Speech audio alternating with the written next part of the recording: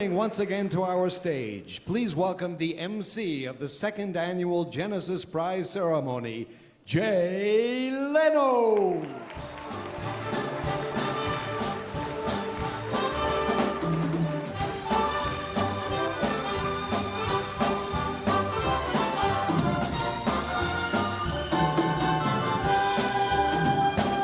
Thank you very much. Hi, everybody. How are you?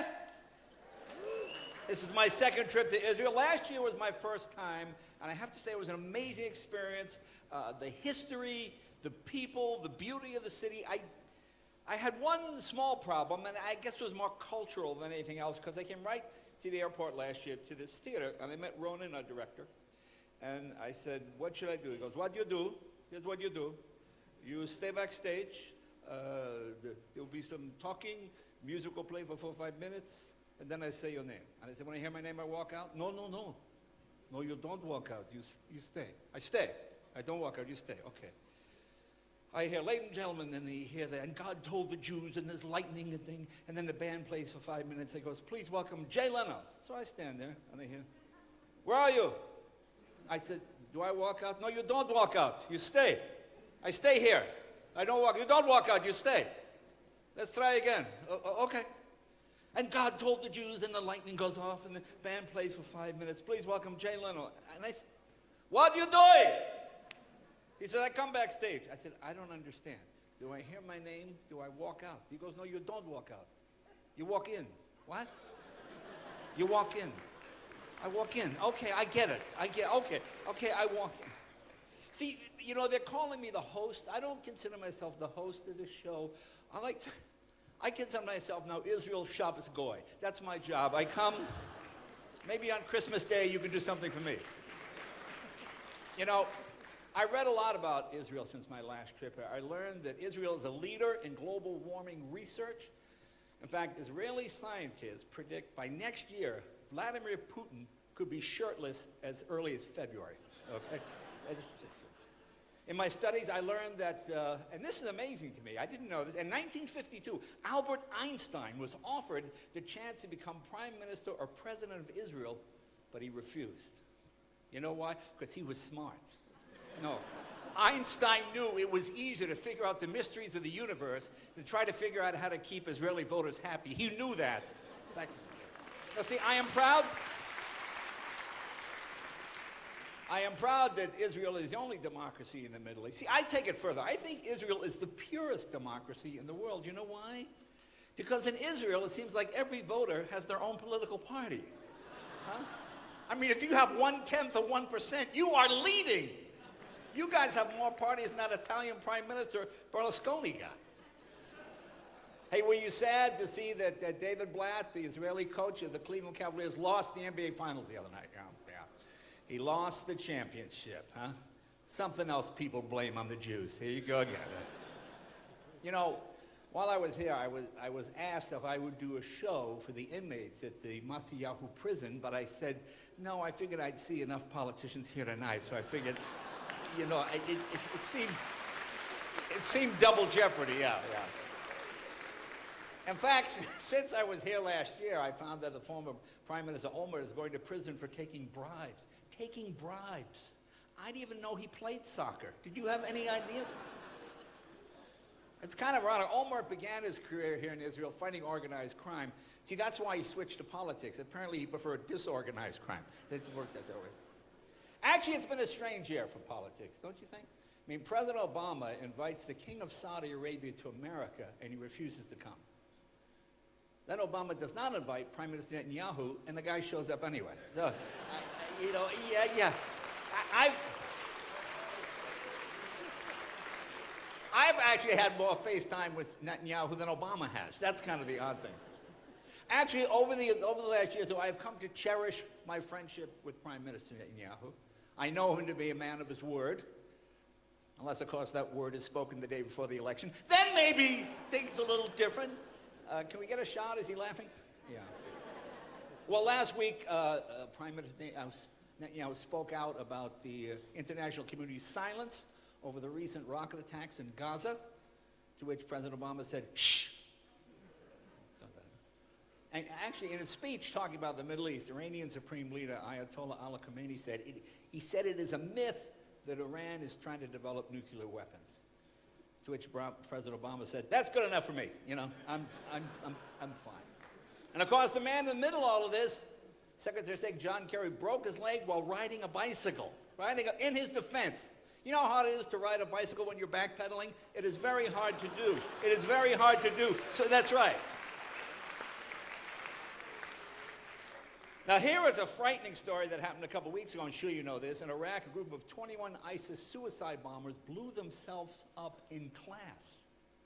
In class. Talk about quick learners. Oh, my God. I mean, if you blow yourself up in class, do you get extra credit? I'm not sure how it works. Of course, the big story now in the United States is ISIS is trying to recruit American teenagers. Luckily for us, all our kids are too fat to qualify, so that actually works out pretty good. Of course, back in the States, as you probably know, the Republicans are trying to get rid of Obamacare. You familiar with Obamacare? It provides health care for everyone. See, the trouble with Obamacare is they have too many government agencies under the Obamacare umbrella. For example, I got a prostate exam the other day, but it was done by a drone, and that made me uncomfortable. So it was uncomfortable. Now, that's Obamacare. Don't confuse that with his Israeli policy. That's Obama don't care. That is a totally different policy. And as you know, in just 18 months, America will have a new president. Some people think it will be Hillary Clinton. Others think it will be Hillary Clinton, so that should be it. And recently, Hillary Clinton was given a very prestigious award by the Elton John Foundation. She was voted the future president, most likely, to look like Elton John. I thought that was quite an honor. And we have this is a tough room, I tell you. We have a number of Republicans running for president. Marco Rubio, do you know him? He is being called the best communicator in the Republican Party, which is kind of like being called the smartest Kardashian, you know. Donald Trump running for president. Doesn't really know much about the Middle East. In fact, today he said, which is the place with all the Jews? What's the name of that place? You can break that one. Ted Cruz also running for president. And I don't want to say Ted Cruz is right-wing, but he feels Netanyahu is not pro-Israel enough. So. And Jeb Bush also running for president. Now, Jeb Bush said this the other day. He said, if elected president, he will rely on his brother George for advice on the Middle East and Iraq. Huh? Really? Isn't that like asking President Katzab for dating advice? I don't know. It didn't seem that way. Yeah. Well, I tell you, I had a lovely flight over on El Al, and you know, your security is unbelievable. Your security is so much better than ours. I'm sure you know this story. It happened last week. Homeland Security agents posing as passengers are able to sneak weapons on board planes 95% of the time. We had a 95% failure rate, thus making Homeland Security America's most competent government agency. So that's pretty good. And as you know, Israel is a leader in medical research. Now, this is fascinating to me. Israeli doctors have found that you can actually appear younger by hanging out with really old people. Now, these findings are based on a study of Catherine Zeta-Jones and Michael Douglas. They watch, and she remains so young and beautiful. Now, I know Michael, I don't want to say Michael lies about his age. I don't want to say he's vain, but he actually tried to get the trip here to Israel on birthright. You know, yeah. Actually, I'm honored to be here tonight for Michael Douglas. Actually, up until this very moment, I had no idea Michael was Jewish. I didn't even realize that. Well, can you blame Michael Douglas? Is that really a Jewish name, Michael Douglas? The only name I can think of less Jewish, Kirk Douglas. That's the only name that seems actually less Jewish than Michael Douglas. You know what somebody asked me about 2 weeks ago? They said, oh, you're going back to Israel. Why do you like the Jews so much? And I said, you never forget a kindness. This is a true story. When I was a young man, 19, 20 years old, I was starting out in comedy, and I had an awful agent named Abe Totis, this horrible agent. And he sent me on a gig in the Pocono Mountains for $50. He says, you go up there. And I drive up, and I pull in, and I realize it is a Hasidic resort. And the marquee says, tonight, Jay Leno, Jewish storyteller. Okay. So I realize this agent has sold me to this group. And I go there, and there's about 100 people, and I say, all right, and I go out and I start to talk, you know, blah, blah. And I'm doing my act. After about 10 minutes, this rabbi goes, I take it you're not Jewish. I said, no, sir, I'm not. I said, listen, I'm sorry, look, I don't want to be paid. I don't want to take the $50. I don't want the money. This guy sent me up here on false pretenses. I didn't realize this. He goes, stop. He says, you have a family? Tell me about your family. I said, well, my dad sells insurance, and he thinks this comedy thing is a stupid idea. I said, my mom just wants me to finish school. I said, my brother went to Yale. He's one of the top 10 students in the country. He became a lawyer. I'm just trying to be a comedian. I don't think I'll ever be as good as my brother. He goes, stop. He says, you sound Jewish enough. You get paid. So that's why I like Jews. Anyway, as I said, this is my second year as MC of this very important event. Last year's inaugural Genesis Prize recipient was, of course, Michael Bloomberg. This year's laureate is Michael Douglas. Apparently, yeah, sure, of course, as you can tell. Apparently, the only criteria for winning this award is you have to be named Michael. I think that's pretty much.